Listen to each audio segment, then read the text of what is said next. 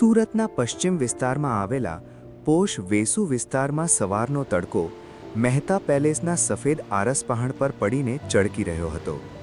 આ પેલેસ માત્ર ઈંટો અને સિમેન્ટનું મકાન નહોતું, પણ કાંતિભાઈ મહેતાના 40 વર્ષના અવિરત પરિશ્રમ, ઈમાનદારી અને હજારો રત્ન કલાકારોના પરસેવાની મહેક હતી.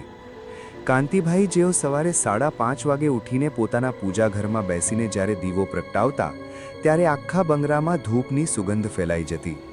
પણ છેલ્લા 2 વર્ષથી આ સુગંધમાં એક અજીબ પ્રકારનો શ્વાસ રૂંધાય તેવો સન્નાટો ભળી ગયો હતો. કાંતિભાઈની પત્ની મણિબેનના ગયા પછી આ ઘરના ખૂણે ખૂણામાં રહેલી હૂંફ જાણે ક્યાંક ગાયબ થઈ ગઈ હતી. કાંતિભાઈ હવે 70 વર્ષના થયા હતા. તેમના હાથમાં ધ્રુજારી હતી, પણ તેમની યાદશક્તિ હજી પણ હીરાની તીક્ષ્ણતા જેવી જ હતી. જેઓ પૂજા કરીને બહાર આવ્યા ત્યારે ડાઇનિંગ ટેબલ પર તેમની વહુ રિદ્ધિ બેઠી હતી. રિદ્ધિ મહેતા, એક એવી સ્ત્રી જેનું વ્યક્તિત્વ મોંઘી સાડીઓ અને હીરાના નેકલેસ પાછળ છુપાયેલા એક ઝેરીલા નાગ જેવું હતું. રિદ્ધિને કાંતિભાઈની સાદગી ખટકતી હતી. કાંતિભાઈ જ્યારે રસોઈયાને કહેતા કે ભાઈ જરા ઓછું તેલ નાખજે, ત્યારે રિદ્ધિને એવું લાગતું કે કાંતિભાઈ તેના રસોડા પર રાજ કરી રહ્યા છે. રિદ્ધિએ જીતેન્દ્રના કાનમાં ધીમે ધીમે ઝેર રેડવાનું શરૂ કર્યું હતું. જીતેન્દ્ર, જે કાંતિભાઈનો એકનો એક દીકરો હતો, તે હવે પિતાનો દીકરો ઓછો અને રિદ્ધિનો ગુલામ વધારે લાગતો હતો. એક દિવસ સવારે નાસ્તાના ટેબલ પર રિદ્ધિએ જાણી જોઈને વાત છેડી. જીતેન્દ્ર, તમે જોયું? બાપુજીએ આજે સવારે ફરીથી પેલા જૂના કબાટની ચાવીઓ ક્યાંક મૂકી દીધી છે અને હવે આખા ઘરના નોકરો પર ચોરીનો આક્ષેપ કરી રહ્યા છે. મને તો બહુ ડર લાગે છે. આ ઉંમરે માણસની યાદશક્તિ જાય એ સમજી શકાય, પણ તેઓ જે રીતે વર્તે છે એ મને પાગલપણું લાગે છે. કાંતિભાઈ બાજીમાં જ ઊભા હતા. તેમના હાથમાં પાણીનો ગ્લાસ હતો. રિદ્ધિના શબ્દો સાંભળીને તેમના હાથમાંથી ગ્લાસ છૂટી ગયો અને જમીન પર કાચના ટુકડા વેરવિખેર થઈ ગયા. વહુ, મેં નોકરો પર આક્ષેપ નથી કર્યો, મેં તો માત્ર પૂછ્યું હતું કે... કાંતિભાઈનો અવાજ કાંપતો હતો. જીતેન્દ્રએ પિતાને આશ્વાસન આપવાને બદલે રિદ્ધિ સામે જોયું. રિદ્ધિએ તરત જ આંખમાં નકલી આંસુ લાવીને કહ્યું, જોયું જીતેન્દ્ર, હવે તેઓ મારા પર પણ બૂમો પાડે છે. જો આ જ હાલત રહી તો આપણા 5 વર્ષના દીકરા રિષભની સુરક્ષાનું શું? બાપુજી ગમે ત્યારે ગુસ્સામાં કંઈ પણ કરી શકે છે. જીતેન્દ્ર, જે ક્યારેય પિતાની સામે જોવાની હિંમત નહોતો કરતો, તેણે આજે કરડાકી ભર્યા અવાજે કહ્યું, પપ્પા, રિદ્ધિ સાચું કહે છે. તમારી તબિયત હવે ઠીક નથી રહેતી. તમારે આરામની જરૂર છે અને આ રીતે ઘરમાં અશાંતિ ઊભી કરવી તમને શોભતી નથી. કાંતિભાઈ સ્તબ્ધ થઈ ગયા. જે દીકરાને તેમણે હથેળીમાં ઉછેર્યો હતો, તે આજે તેમની સામે શંકાની નજરે જોઈ રહ્યો હતો. રિદ્ધિએ હવે પોતાનો અસલી ખેલ શરૂ કર્યો. તેણે સુરતના એક જાણીતા પણ ભ્રષ્ટ ડૉક્ટર રજનીશ સાથે સાંઠગાંઠ કરી. રિદ્ધિએ ડૉક્ટરને મોટી રકમ આપીને એવા રિપોર્ટ્સ તૈયાર કરાવ્યા કે કાંતિભાઈ મહેતા ડિમેન્શિયા અને પાગલપણું જેવી ગંભીર માનસિક બીમારીથી પીડાય છે. આ રિપોર્ટ્સમાં એવું પણ લખવામાં આવ્યું કે કાંતિભાઈ ક્યારેક હિંસક બની શકે છે અને તેમને પરિવારથી દૂર રાખવા હિતાવહ છે. કાંતિભાઈને ખબર પણ નહોતી કે તેમના જ ભોજનમાં રિદ્ધિ ધીમે ધીમે એવી દવાઓ ભેળવી રહી હતી જેનાથી તેમને ઘેન ચડતું અને તેઓ ક્યારેક અસંબદ્ધ વાતો કરવા લાગતા. જીતેન્દ્રને લાગ્યું કે રિદ્ધિ જે કહે છે એ જ સાચું છે. રિદ્ધિએ હવે વકીલો સાથે મળીને મહેતા પેલેસ અને સુરતના રત્ન બજારની બધી જ દુકાનો પોતાના નામે ટ્રાન્સફર કરાવવાના કાગળો તૈયાર કર્યા. એક રાત્રે જ્યારે કાંતિભાઈ દવાના નશામાં હતા, ત્યારે રિદ્ધિએ તેમની પાસેથી એક કાગળો પર સહીઓ કરાવી લીધી. કાંતિભાઈને લાગ્યું કે આ તો માત્ર બિઝનેસના રૂટીન કાગળો છે, પણ તેમને ક્યાં ખબર હતી કે તેમણે પોતાના જ મોતનું વોરંટ સાઇન કરી દીધું છે. એક કાળઝાળ ગરમીની બપોરે સુરતનું તાપમાન આસમાને હતું. પંખાની હવા પણ જાણે લૂ બનીને શરીરને દજાડી રહી હતી. રિદ્ધિએ જીતેન્દ્રને મજબૂર કર્યો કે હવે કાંતિભાઈને રસ્તામાંથી હટાવવાનો સમય આવી ગયો છે. જીતેન્દ્ર, જો આપણે મોડું કરીશું તો સમાજમાં આપણી બદનામી થશે. બાપુજીને અત્યારે જ કોઈ આશ્રમમાં કે પાગલખાનામાં મૂકી આવવા જોઈએ. જીતેન્દ્રએ પિતાની સામે જોયું. કાંતિભાઈ બારી પાસે બેસીને બહાર ઉડતા પક્ષીઓને જોઈ રહ્યા હતા. જીતેન્દ્રના હૃદયમાં એક ક્ષણ માટે કંપારી છૂટી, પણ રિદ્ધિએ તેનો હાથ પકડીને કહ્યું, આપણા દીકરાનો ભવિષ્યનો વિચાર કરો જીતેન્દ્ર. જીતેન્દ્રએ મન કઠણ કર્યું. તેણે કાંતિભાઈ પાસે જઈને કહ્યું, બાપુજી, ચાલો આપણે જરા હવાફેર માટે ભાવનગર બાજુ આપણા જૂના ફાર્મ હાઉસ પર જઈએ. ત્યાં તમને ખુલ્લી હવા મળશે અને તમે જલ્દી સાજા થઈ જશો. કાંતિભાઈના ચહેરા પર સ્મિત આવ્યું. બેટા, તું મારી આટલી ચિંતા કરે છે. મને ખબર હતી કે મારો જીતેન્દ્ર મને ક્યારેય નહીં છોડે. કાંતિભાઈની આ ભોળપ જોઈને કદાચ પથ્થરનું હૃદય પણ ઓગળી જાય, પણ જીતેન્દ્ર અને રિદ્ધિ પર સ્વાર્થનું એવું ભૂત સવાર હતું કે તેમને કશું જ દેખાતું નહોતું. ગાડી સુરતની ભીડભાડ છોડીને કામરેજ હાઈવે પર દોડી રહી હતી. કાંતિભાઈ ગાડીની સીટ પર શાંતિથી બેઠા હતા. તેમને લાગ્યું કે તેઓ જિંદગીના સૌથી સુંદર પ્રવાસ પર જઈ રહ્યા છે. પણ ગાડી જેવી હાઈવેથી ડાયવર્ટ થઈને એક સાવ સૂમસામ અને અવાવરું રસ્તે ઊભી રહી ત્યારે કાંતિભાઈને અચાનક ડણ લાગ્યો. ચારે બાજુ માત્ર બાવળના ઝાડ હતા અને ધૂળની ડમરીઓ ઉડતી હતી. જીતેન્દ્રએ ગાડીનો દરવાજો ખોલ્યો અને કાંતિભાઈને નીચે ઉતાર્યા. રિદ્ધિએ પાછળની સીટ પરથી ઉતરીને પોતાની મોંઘી હેન્ડબેગમાંથી 500ની એક નવી કડકડાતી નોટ કાઢી. તેણે એ નોટ કાંતિભાઈના ચહેરા તરફ ફેંકી અને અત્યંત નફઠાઈથી બોલી, કાંતિભાઈ, હવેથી આ રસ્તો જ તમારું ઘર છે. આ પાગલપણાના નાટકો હવે મહેતા પેલેસમાં નહીં ચાલે. આ 500 રૂપિયા રાખો, ક્યાંક ભીખ માંગવામાં કામ લાગશે. અને હા, પાછા સુરત આવવાની કોશિશ પણ ન કરતા, નહીંતર પોલીસ બોલાવીને પાગલખાનામાં પુરાવી દઈશ. જીતેન્દ્રએ પિતાની આંખોમાં જોવાની હિંમત ન કરી. તેણે ઝડપથી ગાડીમાં બેસીને એન્જિન ચાલુ કર્યું. કાંતિભાઈ સ્તબ્ધ થઈને ત્યાં જ પથ્થરની મૂર્તિની જેમ ઊભા રહ્યા. તેમની આંખોમાં આંસુ પણ સુકાઈ ગયા હતા. જે દીકરાને તેમણે હથેળીમાં ઉછેર્યો હતો એ જ દીકરાએ આજે તેમને કચરો સમજીને રસ્તા પર ઉતારી દીધા હતા. ગાડી ધૂળ ઉડાડતી ચાલી ગઈ અને કાંતિભાઈ ધ્રુજતા હાથે પેલી 500ની નોટ ઉપાડી જે ધૂળમાં પડી હતી. તેમણે એ નોટ સામે જોયું અને મલિન હાસ્ય કર્યું. બેટા, આ 500 રૂપિયાથી મારું આત્મસન્માન તો નહીં ખરીદાય, પણ આ નોટ મને તારા પાપની યાદ અપાવતી રહેશે. સુરત કામરેજ હાઈવેની એ તપતી ડામરની સડક પર કાંતિભાઈ એકલા અટુલા ઊભા હતા. તેમની આસપાસથી સેંકડો ગાડીઓ ફૂલ ઝડપે પસાર થઈ રહી હતી, પણ એ હજારો લોકોની ભીડમાં કાંતિભાઈ સાવ એકલા હતા. જે દીકરાને તેમણે હીરાના કારખાનાના ધુમાડામાં આખું જીવન ઘસીને મોટો કર્યો હતો, એ જ દીકરાએ આજે પત્નીના વેણ સાંભળીને બાપને રસ્તા પર કચરાની જેમ ફગાવી દીધો હતો. કાંતિભાઈના હાથમાં પેલી 500ની નોટ હજી પણ ધ્રુજી રહી હતી. તેમણે એ નોટ સામે જોયું અને પત્ની મણિબેનનો ચહેરો યાદ આવ્યો. મણિબેન હંમેશા કહેતા કે કાંતિ, તમે બહુ ભોળા છો, દુનિયા બહુ સ્વાર્થી છે. આજે આ વાત કાંતિભાઈને રગેવગમાં સમજાઈ રહી હતી. સુરતની એ લૂ વાતી બપોરે કાંતિભાઈએ ચાલવાનું શરૂ કર્યું. તેમના ઉઘાડા પગ ડામર પર શેકાઈ રહ્યા હતા, પણ કાળજામાં લાગેલી આગ સામે તો આ ગરમી તો કંઈ જ નહોતી. હૃદયમાં એક જ સવાલ ઉઠતો હતો કે શું પિતાનો પ્રેમ આટલો સસ્તો હોય છે? શું પત્નીના આવતા જ પિતા બોજ બની જાય છે? કાંતિભાઈ ચાલતા રહ્યા. કલાકો સુધી ભૂખ્યા તરસ્યા ભટકતા રહ્યા. રસ્તામાં આવતા મંદિરો અને ધર્મશાળાઓમાં આશરો લેવાની કોશિશ કરી, પણ ફાટેલા કપડાં અને વિખરાયેલા વાળ જોઈને લોકો તેમને ભિખારી સમજીને ધિક્કારતા હતા. જે કાંતિભાઈના આંગણેથી ક્યારેય કોઈ ભૂખ્યું નહોતું ગયું, આજે એ જ કાંતિભાઈ એક ગ્લાસ પાણી માટે રસ્તા પર કરગરી રહ્યા હતા. ભૂખ હવે આંતરડા કોતરી રહી હતી. સૂરજ આથમી રહ્યો હતો અને સુરત શહેરની રોશની ઝગમગવા લાગી હતી. પણ કાંતિભાઈની જિંદગીમાં અંધકાર ઘેરો બની રહ્યો હતો. ભટકતા ભટકતા તેઓ સુરત રેલવે સ્ટેશનની પાછળ આવેલી ગલીઓમાં પહોંચ્યા. ત્યાં એક નાની હોટલની પાછળ કચરાના ડબ્બા પડેલા હતા. હોટલમાંથી નીકળતો એઠવાડ ત્યાં નાખવામાં આવતો હતો. કાંતિભાઈએ 2 દિવસથી કશું ખાધું નહોતું. શરીરમાં શક્તિ નહોતી રહી, માત્ર પેટમાં લાગતી આગ તેમને ટકાવી રહી હતી. તેમણે જોયું કે કોઈ એક પ્લાસ્ટિકની થેલીમાં થોડા સૂકા રોટલાના ટુકડા અને વધેલું શાક ફેંકી ગયું હતું. માખીઓ બણબણતી હતી, ગંદકીની દુર્ગંધ આવતી હતી, પણ ભૂખ સામે આ બધું જ ગૌણ હતું. કાંતિભાઈએ ધ્રુજતા હાથે કચરાના ઢગલામાંથી એઠવાડનો રોટલો ઉપાડ્યો. જેવો એ રોટલો મોઢામાં મૂકવા ગયા, તેમની આંખમાંથી આંસુની ધાર વહી નીકળી. જે માણસે સુરતના ડાયમંડ માર્કેટમાં અબજોના સોદા કર્યા હતા, જેની એક સહી પર કરોડોની લેતી દેતી થતી હતી, આજે એ જ માણસ કૂતરાની જેમ એઠવાડ ફંફોસી રહ્યો હતો. તેમણે મનોમન ઈશ્વરને પૂછ્યું કે પ્રભુ, આ તે કેવો ન્યાય?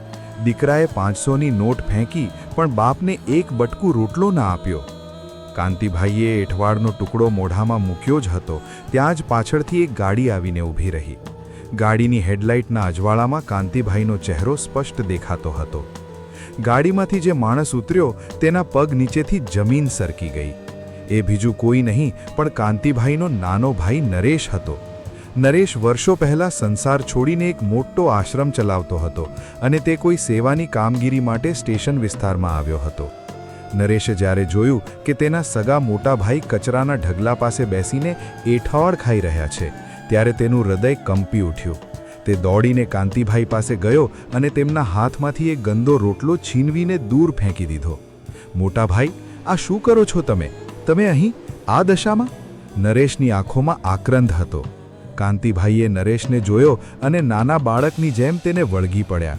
નરેશ, મારું જીતેન્દ્ર, એણે મને રસ્તા પર મૂકી દીધો. મને બહુ ભૂખ લાગી હતી ભાઈ. કાંતિભાઈના આ શબ્દોએ નરેશના કાળજાને ચીરી નાખ્યું. નરેશે કાંતિભાઈને પકડીને ગાડીમાં બેસાડ્યા અને સીધા પોતાના આશ્રમ લઈ આવ્યો. આશ્રમમાં કાંતિભાઈને માનભર નવડાવી સ્વચ્છ સફેદ કપડાં પહેરાવીને જ્યારે ગરમાગરમ સાદું ભોજન પીરસવામાં આવ્યું, ત્યારે કાંતિભાઈ ભોજન જોઈને ફરી રડી પડ્યા.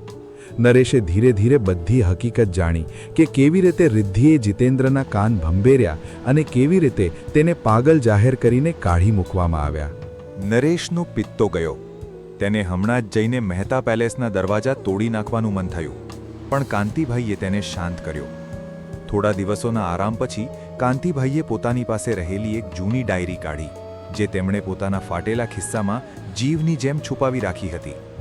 આ ડાયરીમાં સુરતની એક એવી ખાનગી બેંકના લોકરનો નંબર હતો જેની જાણ કાંતિભાઈ સિવાય દુનિયામાં કોઈને નહોતી. કાંતિભાઈએ નરેશને કહ્યું કે નરેશ, રિદ્ધિને એમ છે કે તેણે મહેતા પેલેસ અને સુરતની બધી દુકાનો પોતાના નામે કરાવી લીધી એટલે એ બધું જીતી ગઈ, પણ એને ખબર નથી કે મહેતા પરિવારનું અસલી વજ્ર તો હજી આ ડાયરીમાં છુપાયેલું છે.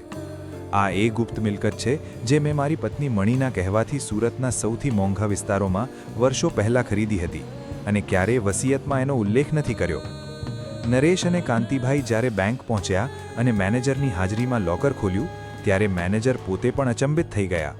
અંદર શુદ્ધ સોનાના બિસ્કિટ, અસલી હીરાના એવા દુર્લભ નંગ હતા જેની આંતરરાષ્ટ્રીય બજારમાં અબજોની કિંમત હતી. સાથે જ સુરતના વેસુ અને અડાજણ વિસ્તારના સૌથી પ્રાઇમ પ્લોટ્સના દસ્તાવેજો હતા. કાંતિભાઈએ એ 500ની નોટ કાઢી જે જીતેન્દ્રએ ફેંકી હતી. હવે તેમની આંખોમાં લાચારી નહીં પણ એક ભયાનક ન્યાયની જ્વાળા હતી. કાંતિભાઈએ નરેશ સામે જોયું અને મક્કમ અવાજે કહ્યું કે નરેશ, હવે રમત શરૂ થશે. જે દીકરાએ મને 500ની નોટ આપીને ભિખારી સમજ્યો હતો તેને હવે ખબર પડશે કે તેના બાપે તેને જે આપ્યું હતું એ તો માત્ર તેની કમાણીનો એક ટુકડો હતો. અસલી સામ્રાજ્ય તો હજી મારે તેને બતાવવાનું બાકી છે. મારે જીતેન્દ્રને નફરત નથી કરવી, પણ મારે એ રિદ્ધિના અહંકારને ધૂળમાં મેળવવો છે અને જીતેન્દ્રને એ સાબિત કરવું છે કે પિતા એ ઘરનો બોજ નહીં પણ ઘરનો પાયો હોય છે. કાંતિભાઈએ નરેશની મદદથી સુરતના હીરા બજારમાં એક અનામી કંપની શરૂ કરવાની યોજના ઘડી, જેનું નામ રાખ્યું પિતૃકૃપા ઇન્ટરનેશનલ. આ કંપનીનું હેતુ માત્ર વ્યાપાર કરવાનો નહોતો પણ એક એવો પાઠ ભણાવવાનો હતો જે જીતેન્દ્ર આખી જિંદગી યાદ રાખે. કાંતિભાઈ જે ગઈકાલે એઠવાડ ખાતા હતા, આજે તે સુરતના સૌથી મોટા અનામી ટાઇકૂન બનવા તરફ જઈ રહ્યા હતા. પણ આ બધું કરવા પાછળ તેમનો હેતુ પૈસા કમાવવાનો નહીં પણ પોતાના દીકરાને તેની સાચી ઓકાત અને સંસ્કારનું ભાન કરાવવાનો હતો. સુરતના આકાશમાં હવે એક નવું તોફાન આકાર લઈ રહ્યું હતું જે મહેતા પેલેસની દિવાલોને હચંબડી દેવાનું હતું. આ એક પિતાનો પુનર્ગમન હતો જે પછતાવાની આગમાં આખા વંશને શુદ્ધ કરવા માંગતો હતો. સુરતના એ શાંત આશ્રમમાં વહેલી સવારના 4:30 વાગ્યા હતા. હજી આખું શહેર ઘસઘસાટ ઊંઘતું હતું, પણ કાંતિભાઈની આંખોમાં ઊંઘનું એક ટીપું પણ નહોતું. નરેશે જોયું કે કાંતિભાઈ આશ્રમના વરંડામાં બેસીને પેલી 500ની ધૂળવાળી નોટને એકીટશે જોઈ રહ્યા હતા. એ નોટ માત્ર કાગળનો ટુકડો નહોતી, પણ કાંતિભાઈ માટે એમના આત્મસન્માન પર લાગેલો એક એવો ડાઘ હતો જે માત્ર ન્યાયથી જ ધોઈ શકાય તેમ હતો. નરેશે પાસે જઈને કાંતિભાઈના ખભા પર હાથ મૂક્યો અને જોયું કે કાંતિભાઈની આંખોમાં હવે પેલી લાચારી નહોતી જે સ્ટેશનની ગલીઓમાં દેખાતી હતી. હવે ત્યાં એક એવી મક્કમતા હતી જે હીરાને કાપવા માટે વપરાતા લેઝર જેવી તીક્ષ્ણ હતી. નરેશે પૂછ્યું, મોટાભાઈ, શું વિચારો છો? હજી પણ એ લોકો માટે દયા છે? કાંતિભાઈએ ધીરેથી માથું હલાવ્યું ને બોલ્યા, ના નરેશ, દયાનો સમય એ જ ક્ષણે પૂરો થઈ ગયો હતો જ્યારે જીતેન્દ્રએ ગાડીનો દરવાજો ખોલીને મને ધક્કો માર્યો હતો. અત્યારે તો હું એ વિચારી રહ્યો છું કે જે સામ્રાજ્ય મેં ઈમાનદારીના પાયા પર ચણ્યું હતું તેને આ રિદ્ધિના અહંકારના લપેટામાંથી કેવી રીતે મુક્ત કરવું. મારે એમને ભિખારી નથી બનાવવા, પણ મારે એમને એ સમજાવવું છે કે બાપ એ ઘરની પસ્તી નહીં પણ ઘરનો પાયો હોય છે. નરેશે કાંતિભાઈને પેલી ડાયરી ખોલીને બેંકના લોકરમાંથી મળેલા દસ્તાવેજો ફરી બતાવ્યા. એ દસ્તાવેજો મુજબ સુરતના વેસુ અને પીપલોડ જેવા વિસ્તારોમાં કાંતિભાઈના નામે એવી જમીનો હતી જેની કિંમત આજે આખા મહેતા પેલેસ કરતાં 10 ગણી વધારે હતી. ઉપરાંત લોકરમાં રહેલા કાચા હીરાના એવા દુર્લભ નંગ હતા જે માર્કેટમાં બ્લડ ડાયમંડ કરતાં પણ કિંમતી ગણાતા. કાંતિભાઈએ નક્કી કર્યું કે તેઓ હવે પિતૃકૃપા ઇન્ટરનેશનલ નામે એક નવી પેઢી શરૂ કરશે, પણ દુનિયા માટે તેનો ચહેરો નરેશ હશે. કાંતિભાઈ તો માત્ર એક અદૃશ્ય પડછાયો બનીને રમત રમશે. બીજી તરફ સુરતના ભવ્ય મહેતા પેલેસમાં અત્યારે ઉજવણીનો માહોલ હતો. રિદ્ધિ મહેતાએ કાંતિભાઈને કાઢ્યા પછી જાણે આખા બંગલા પર પોતાનો વિજય ધ્વજ લહેરાવી દીધો હતો. તેણે બંગલાના ઇન્ટિરિયરમાં ફેરફાર કરાવી નાખ્યા હતા. કાંતિભાઈનો જૂનો લાકડાનો પલંગ અને તેમની પ્રિય આરામ ખુરશી સ્ટોર રૂમમાં ફેંકાવી દીધી હતી. રિદ્ધિ અત્યારે મોંઘી શેમ્પેનનો ગ્લાસ હાથમાં લઈને જીતેન્દ્ર સાથે નવા પ્રોજેક્ટની ચર્ચા કરી રહી હતી. જોયું જીતેન્દ્ર, પેલા પાગલ ડોસાને કાઢ્યા પછી ઘરમાં કેવી પોઝિટિવિટી આવી ગઈ છે. હવે આપણે બેલ્જિયમની પેલી મોટી કંપની સાથે સોદો કરી શકીશું. તમારી જૂની પદ્ધતિઓ અને બાપુજીના ઈમાનદારીના નાટકો હવે ધંધામાં નહોતા ચાલતા. મેં જે નવો કોન્ટ્રાક્ટ સાઇન કર્યો છે તેનાથી આપણે સુરતના હીરા બજારમાં એક હથ્થું શાસન કરીશું. જીતેન્દ્ર, જેની આંખોમાં ક્યારેક પિતા માટે પછતાવો દેખાતો હતો, તે હવે રિદ્ધિના લક્ઝરી જીવનના નશામાં પૂરેપૂરો ડૂબી ગયો હતો. તેણે હીરા બજારના જૂના અને કાંતિભાઈના વફાદાર મુનિમોને અપમાનિત કરીને કાઢી મૂક્યા હતા અને તેમની જગ્યાએ રિદ્ધિના મળતિયાઓને બેસાડી દીધા હતા. જીતેન્દ્રને લાગતું હતું કે કાંતિભાઈ વગર પણ ધંધો ચલાવવો બહુ સહેલો છે, પણ તેને ખબર નહોતી કે બજારમાં વિશ્વાસ કાંતિભાઈના નામ પર હતો, જીતેન્દ્રના અહંકાર પર નહીં. રિદ્ધિએ જીતેન્દ્રને મજબૂર કર્યો હતો કે તેઓ બંગલાના દસ્તાવેજો ગીરો મૂકીને એક જંગી લોન લે, જેથી તેઓ આંતરરાષ્ટ્રીય બજારમાં મોટું રોકાણ કરી શકે. લોભમાં અંધ બનેલા જીતેન્દ્રએ રિદ્ધિની વાત માની લીધી અને મહેતા પેલેસ પર કરોડોની લોન લઈ લીધી, જે તેમની જિંદગીની સૌથી મોટી ભૂલ સાબિત થવાની હતી. કાંતિભાઈએ આશ્રમમાં બેસીને રમતની પહેલી ચાલ ચાલી. તેમણે નરેશને સુરતના પ્રખ્યાત હીરા બજાર મહિધરપુરામાં મોકલ્યો. નરેશે ત્યાં જઈને કાંતિભાઈના જૂના મિત્રો અને વેપારીઓ સાથે ગુપ્ત બેઠકો શરૂ કરી. બજારમાં અફવા ફેલાઈ કે કોઈ એક અનામી વેપારી પાસે એવા હીરા છે જેની ગુણવત્તા સુરતમાં ક્યાંય નથી. રિદ્ધિ જે કંપની સાથે સોદો કરવા માંગતી હતી તે કંપનીના માલિકો પણ આ અનામી વેપારીમાં રસ લેવા લાગ્યા. કાંતિભાઈએ બહુ જ ચાલાકીથી રિદ્ધિના સપ્લાયર્સને તોડવાનું શરૂ કર્યું.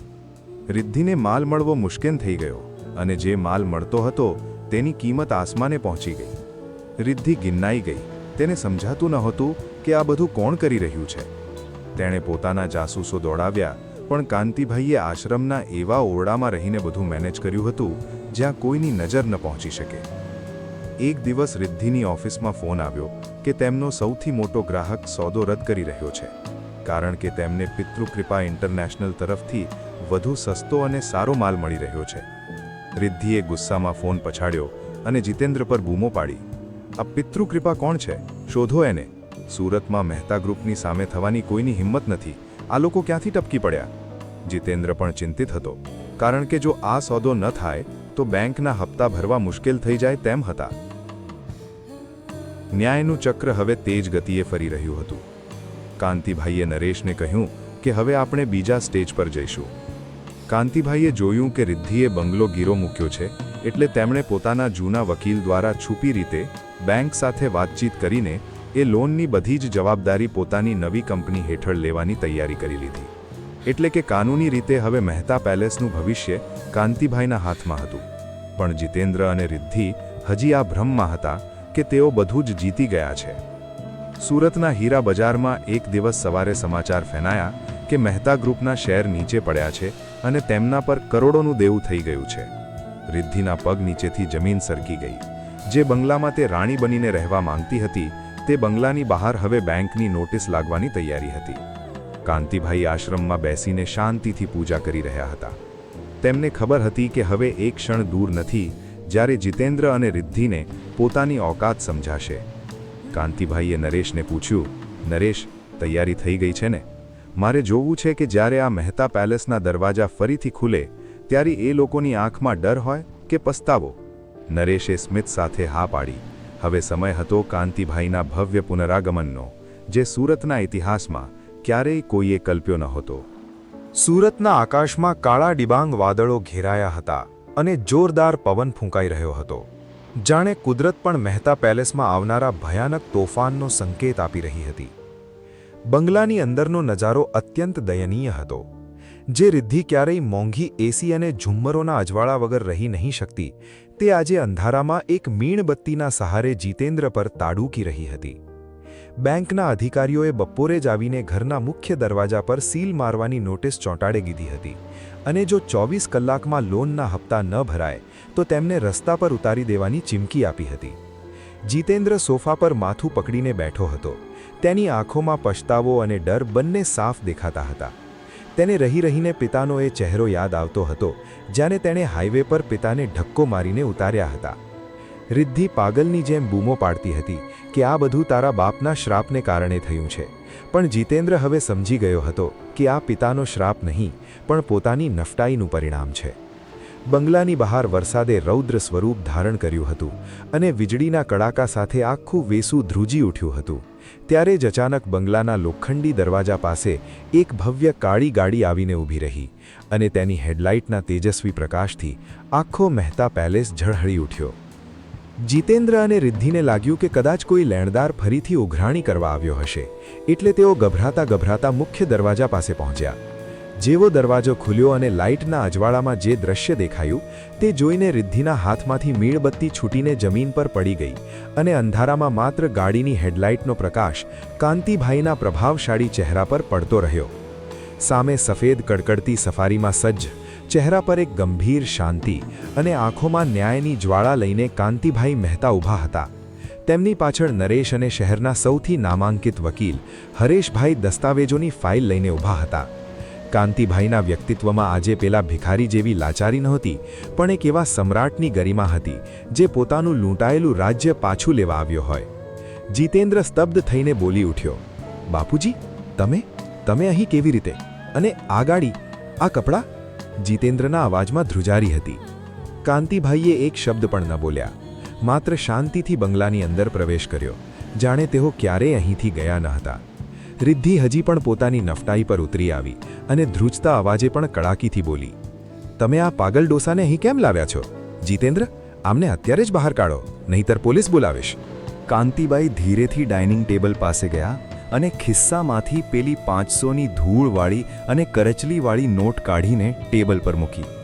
તેમણે રિદ્ધિ સામે જોઈને અત્યંત ગંભીર અને ઠંડા અવાજે કહ્યું, રિદ્ધિ વહુ, પોલીસ તો આવશે જ, પણ એ તને લેવા આવશે, મને નહીં. તે દિવસે તેં આ 500 રૂપિયા આપીને મારી જિંદગીની કિંમત આંકી હતી, પણ આજે આ જ 500 રૂપિયા તારી અને જીતેન્દ્રની બરબાદીનો પુરાવો બનશે. એટલામાં જ વકીલ હરેશભાઈએ ફાઇલ ખોલી અને જીતેન્દ્ર સામે કાગળો ધરી દીધા. વકીલે સત્તાવાર રીતે જાહેર કર્યું કે મહેતા પેલેસ પર જે 50 કરોડની લોન હતી, તે લોનની બધી જ જવાબદારી અને ગીરો મૂકેલી પ્રોપર્ટી પિતૃકૃપા ઇન્ટરનેશનલ એટલે કે કાંતિભાઈ મહેતાની નવી કંપનીએ બેંક પાસેથી ખરીદી લીધી છે. એટલે કે કાનૂની રીતે આ ક્ષણથી જીતેન્દ્ર અને રિદ્ધિ આ બંગલાના માલિક નથી, પણ માત્ર અનાધિકૃત મહેમાન છે. જીતેન્દ્રના હોશ ઉડી ગયા. તેને સમજાઈ ગયું કે જે પિતૃકૃપા કંપનીએ બજારમાં તેમનું નામો નિશાન મિટાવી દીધું હતું, તે કંપનીનો અસલી માલિક તેનો પોતાનો બાપ હતો. તે ઘૂંટણીએ પડી ગયો અને કાંતિભાઈના પગ પકડવાની કોશિશ કરી, પણ કાંતિભાઈએ અત્યંત તિરસ્કાર સાથે પોતાનો પગ પાછો ખેંચી લીધો અને કહ્યું, જીતેન્દ્ર, આ પગ પકડવાનો સમય તે જ દિવસે જતો રહ્યો હતો જ્યારે તેં ગાડીનો દરવાજો ખોલીને મને ધૂળમાં ફેંક્યો હતો. રમત હજી તો પૂરી થઈ જ નહોતી. કાંતિભાઈએ નરેશને ઇશારો કર્યો. નરેશે ઓરડામાં રહેલા જૂના ટીવી સ્ક્રીન પર એક વિડીયો પ્લે કર્યો. આ વિડીયોમાં પેલો ભ્રષ્ટ ડૉક્ટર રજનીશ પોલીસ કસ્ટડીમાં કબૂલાત કરી રહ્યો હતો કે કેવી રીતે રિદ્ધિએ તેને લાંચ આપીને કાંતિભાઈને પાગલ જાહેર કર્યા હતા અને કેવી રીતે તે ભોજનમાં ઝેરી દવાઓ ભેળવીને કાંતિભાઈની માનસિક હાલત બગાડવાની કોશિશ કરતી હતી. આ જોઈને જીતેન્દ્રનો પિત્તો ગયો. તેણે રિદ્ધિ તરફ જોયું, જે હવે ફિક્કી પડી ગઈ હતી અને ધ્રુસકે ધ્રુસકે રડવા લાગી હતી. જીતેન્દ્રએ તેને તમાચો ઝીંકવા હાથ ઉપાડ્યો, પણ કાંતિભાઈએ તેને અટકાવ્યો અને કહ્યું, થોભ જીતેન્દ્ર, સ્ત્રી પર હાથ ઉપાડવો એ આપણા સંસ્કાર નથી, ભલે તે સ્ત્રી શત્રુ જ કેમ ન હોય. પણ તે જે પાપ કર્યું છે તેના માટે કોઈ તમાચો પૂરતો નથી. તે માત્ર એક પિતાને નહીં પણ એક આખા પરિવારના વિશ્વાસને એઠવાડની જેમ ફંગોળ્યું છે. રિદ્ધિએ તો લાલચમાં આ કર્યું, પણ તે તો તારા લોહીની પણ લાજ ન રાખી. બંગલાની બહાર હવે પોલીસની ગાડીઓના સાયરન સંભળાવા લાગ્યા હતા. કાંતિભાઈએ રિદ્ધિ સામે જોયું અને કહ્યું, હવે તારા પાપનો હિસાબ કાયદો લેશે અને તારા અહંકારનો હિસાબ સમય લેશે. પોલીસ બંગલામાં દાખલ થઈ અને રિદ્ધિની ધરપકડ કરી લીધી. રિદ્ધિ જ્યારે જેલની ગાડીમાં બેસીને જઈ રહી હતી ત્યારે જીતેન્દ્ર સાવ એકલો પડી ગયો હતો. બંગલામાં અંધકાર હતો અને વરસાદ હજી પણ વરસી રહ્યો હતો. કાંતિભાઈ સોફા પર બેસીને શાંતિથી જીતેન્દ્ર સામે જોઈ રહ્યા હતા. જીતેન્દ્ર રડતા રડતા બોલ્યો, બાપુજી, મને ખબર છે કે મેં બહુ મોટું પાપ કર્યું છે. મને જે સજા આપવી હોય તે આપો, પણ મને તમારાથી દૂર ન કરો. મારે આ મિલકત નથી જોઈતી, મારે બસ મારો બાપ પાછો જોઈએ છે.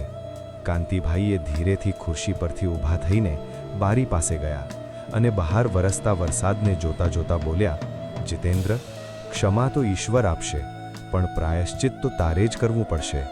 તે મને એઠવાડ ખાતા જોયો હતો ને? તે દિવસે તને દયા નહોતી આવી, પણ આજે તારી પ્રોપર્ટી છીનવાઈ જવાની પીડા થઈ રહી છે. મારે એ જોવું છે કે તારો પશ્ચાતાપ સાચો છે કે આ બધું ફરીથી લક્ઝરી જીવન જીવવા માટેનું નાટક છે. કાંતિભાઈએ એક એવો નિર્ણય લીધો જેની કોઈએ કલ્પના નહોતી કરી. તેમણે જાહેર કર્યું કે આ બંગલો હવેથી અનાથ વડીલો માટેનો આશ્રમ બનશે અને જીતેન્દ્રએ અહીં એક સામાન્ય સેવક તરીકે રહીને એ વડીલોની સેવા કરવી પડશે. જીતેન્દ્ર સ્તબ્ધ થઈ ગયો, પણ તેણે પિતાનો આ કઠોર ન્યાય સ્વીકારી લીધો. રમત હવે તેના અંતિમ પડાવ તરફ જઈ રહી હતી, જ્યાં પાપનું પૂરેપૂરો હિસાબ થવાનો હતો. સુરતના વેસુ વિસ્તારમાં આવેલા મહેતા પેલેસની બહાર હવે એક નવું પાટિયું લાગી ગયું હતું, માતૃ-પિતૃ વંદના આશ્રમ. જે બંગલામાં ક્યારેય મોંઘી પાર્ટીઓ અને અહંકારનો શોરબકોર રહેતો હતો, ત્યાં હવે પ્રભાતિયાનો મીઠો સૂર ગુંજતો હતો. સવારના 5 વાગ્યા હતા અને સુરતની હવામાં એક અનોખી ઠંડક હતી.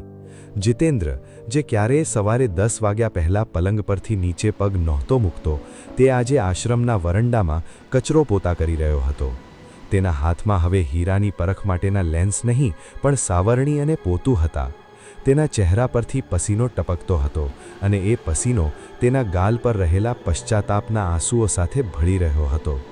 કાંતિભાઈ ઉપરના માળે બાલ્કનીમાં બેસીને આ બધું શાંતિથી નિહાળી રહ્યા હતા. તેમના હાથમાં માળા હતી, પણ તેમનું ધ્યાન જીતેન્દ્ર પર હતું. નરેશ બાજુમાં આવીને ઊભો રહ્યો અને ધીરેથી બોલ્યો, મોટાભાઈ, જીતેન્દ્ર ખરેખર બદલાઈ રહ્યો છે. છેલ્લા 1 મહિનાથી તે એક પણ ફરિયાદ વગર આશ્રમની સૌથી નીચી ગણાતી કામગીરી કરી રહ્યો છે. જે વડીલો આવે છે તેમના પગ ધુએ છે, તેમને નવડાવે છે અને તેમનો એઠવાડ પણ હસતા મુખે સાફ કરે છે. કાંતિભાઈએ ઊંડો શ્વાસ લીધો અને બોલ્યા, નરેશ, હજી આ તો શરૂઆત છે. સોનાને પણ શુદ્ધ થવા માટે ભઠ્ઠીમાં બળવું પડે છે. મારે એ જોવું છે કે આ પશ્ચાતાપ એની મજબૂરી છે કે ખરેખર એના આત્માનો અવાજ છે. બપોરના સમયે આશ્રમમાં જમવાનો સમય થયો હતો. સુરતના અલગ અલગ વિસ્તારોમાંથી આવેલા નિરાધાર વડીલો પંક્તિમાં બેઠા હતા. જીતેન્દ્ર હાથમાં ગરમાગરમ રોટલીની છાબડી લઈને દરેક વડીલ પાસે જતો અને અત્યંત નમ્રતાથી પૂછતો, દાદા, બીજી એક રોટલી લેશો? જે જીતેન્દ્ર ક્યારેય હોટલના વેટર સાથે પણ સીધી રીતે વાત નહોતો કરતો, તે આજે અજાણ્યા વડીલોને પોતાના પિતા માનીને જમાડી રહ્યો હતો. એક વૃદ્ધા, જેમના દીકરાએ તેમને વરાછાના બસ સ્ટેન્ડ પર છોડી દીધા હતા, તેમણે જીતેન્દ્રના માથા પર હાથ મૂકીને આશીર્વાદ આપ્યા. બેટા, તારું ભલું થાય. તે આજે મને મારા સગા દીકરાની યાદ અપાવી દીધી. આ સાંભળતા જ જીતેન્દ્રના હાથ ધ્રુજી ગયા. તે દોડીને આશ્રમના રસોડામાં ગયો અને એક ખૂણામાં બેસીને ડૂસકે ડૂસકે રડવા લાગ્યો. તેને યાદ આવ્યું કે આ જ હાથોએ તેના પોતાના બાપને રસ્તા પર ધકેલી દીધા હતા. તેને એ એઠવાડનો રોટલો યાદ આવ્યો જે પિતાના હાથમાં હતો અને તેણે માત્ર તમાશો જોયો હતો. પછતાવાની આ અગ્નિ તેને અંદરથી બાળી રહી હતી. તે મનોમન બોલ્યો, હે ભગવાન, મેં કેવું મહાપાપ કર્યું હતું. રિદ્ધિના મોહમાં મેં મારા સાક્ષાત દેવ જેવા પિતાનું અપમાન કર્યું હતું. બીજી તરફ સુરતની સેન્ટ્રલ જેલમાં રિદ્ધિની હાલત અત્યંત ખરાબ હતી. જે સ્ત્રી ક્યારેય એસી વગર 1 મિનિટ નહોતી રહી શકતી, તે આજે જેલની ગંદી ઓરડીમાં મચ્છરો વચ્ચે રાત વિતાવી રહી હતી. તેના ચહેરા પરનું પેલું નૂર હવે ઉડી ગયું હતું. જેલના કેદીઓ તેને બાપ મારણી કહીને ચેડવતા હતા. રિદ્ધિએ જીતેન્દ્રને મળવા માટે ઘણી કોશિશ કરી, પણ જીતેન્દ્રએ જેલના દરવાજા સુધી જવાની પણ ના પાડી દીધી હતી. તેણે જેલરને કહી દીધું હતું કે જે સ્ત્રીએ મારા પિતાને ઝેર આપવાની કોશિશ કરી હોય અને મને મારા પિતાનો ગુનેગાર બનાવ્યો હોય, તેની સાથે મારે હવે કોઈ સંબંધ નથી. રિદ્ધિને હવે સમજાઈ રહ્યું હતું કે જે સંપત્તિ અને સત્તા માટે તેણે આ બધું કર્યું હતું, તે જ સંપત્તિ આજે તેની દુશ્મન બની ગઈ હતી. સુરતનું હીરા બજાર હવે કાંતિભાઈની પિતૃકૃપા ઇન્ટરનેશનલના ગુણગાન ગાતું હતું અને રિદ્ધિના નામે માત્ર ધિક્કાર બાકી રહ્યો હતો. ન્યાયનું ચક્ર એટલું સચોટ ફર્યું હતું કે રિદ્ધિએ જે ખાડો કાંતિભાઈ માટે ખોદ્યો હતો, તેમાં તે પોતે જ દટાઈ ગઈ હતી. એક દિવસ આશ્રમમાં એક એવી ઘટના બની જેણે જીતેન્દ્રના હૃદયમાં રહેલા બાકીના અહંકારને પણ ઓગાળી નાખ્યો. આશ્રમમાં એક નવા વડીલ આવ્યા હતા, જેમના શરીર પર ગંભીર ઘા હતા અને તેમની માનસિક હાલત ખૂબ જ ખરાબ હતી. જીતેન્દ્રએ જોયું કે કોઈ પણ નોકર તેમની પાસે જવાની હિંમત નહોતો કરતો, કારણ કે તે વડીલ ગુસ્સામાં ગમે તેને મારતા હતા. જીતેન્દ્ર પોતે તેમની પાસે ગયો, તેમના ગંદા અને લોહીવાળા કપડાં બદલ્યા, તેમના ઘા સાફ કર્યા અને તેમને પોતાના હાથે ખવડાવ્યો. એ વડીલે અચાનક જીતેન્દ્રને જોરથી તમાચો ઝીકી દીધો અને બોલ્યા, "નીકળી જા અહીંયાથી નફટ, તે મને કેમ અઢાવ્યો?"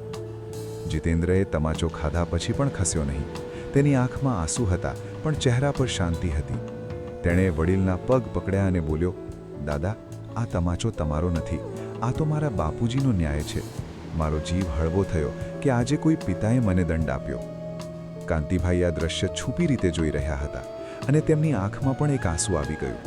તેમને લાગ્યું કે કદાચ તેમનો જીતેન્દ્ર હવે પાછો મળી રહ્યો છે. પણ ક્લાઇમેક્સ હજી બાકી હતો, જે જીતેન્દ્રની આખરી પરીક્ષા લેવાનો હતો. આશ્રમના પટાંગણમાં સંધ્યાકાળનો સમય હતો અને આકાશમાં કેસરીયો રંગ છવાયેલો હતો. કાંતિભાઈ મંદિરમાં બેસીને ભગવાનની સ્તુતિ કરી રહ્યા હતા. જીતેન્દ્ર આખો દિવસ કામ કરીને થાક્યો હતો, પણ તેના ચહેરા પર એક અજીબ સંતોષ હતો. અચાનક નરેશ દોડતો આવ્યો અને કાંતિભાઈને કહ્યું, "મોટા ભાઈ, જલ્દી ચાલો, જીતેન્દ્રને કંઈક થઈ ગયું છે. તે રસોડામાં બેભાન થઈને પડી ગયો છે." કાંતિભાઈના હાથમાંથી માળા છૂટી ગઈ. જે દીકરાને તે કઠોરતા બતાવી રહ્યા હતા, તેનું નામ સાંભળતા જ પિતાનું હૃદય કંપી ઉઠ્યું. તેઓ દોડીને રસોડામાં પહોંચ્યા, જ્યાં જીતેન્દ્ર જમીન પર પડ્યો હતો અને તેના શ્વાસ ટૂંકા પડી રહ્યા હતા. આશ્રમના ડોક્ટરે તપાસ કરી અને કહ્યું કે અતિશય માનસિક તણાવ અને સતત કામના કારણે જીતેન્દ્રને હાર્ટ એટેક આવ્યો છે. કાંતિભાઈ સ્તબ્ધ થઈ ગયા. તેમણે જીતેન્દ્રનું માથું પોતાના ખોળામાં લીધું. જે દીકરાને તેમણે માફ નહોતો કર્યો, તે આજે મરણ પથારીએ હતો. જીતેન્દ્રએ ધીરેથી આંખો ખોલી. તેની સામે તેના પિતા કાંતિભાઈનો ચહેરો હતો. તેની આંખોમાં હવે કોઈ લાલચ નહોતી, માત્ર એક છેલ્લી ઈચ્છા હતી. તેણે ધ્રુજતા હાથે કાંતિભાઈનો હાથ પકડ્યો અને માંડ માંડ બોલ્યો, "બાપુજી, મને લાગે છે કે મારો સમય આવી ગયો છે. કુદરતે મને મારા પાપની સજા આપી દીધી છે. જે પિતાને મેં રસ્તા પર ફેંક્યા હતા, આજે એ જ પિતાના ખોળામાં મારું માથું છે. આનાથી મોટું મારું કોઈ નસીબ નથી. બાપુજી, શું તમે મને બેટા કહીને એકવાર બોલાવશો?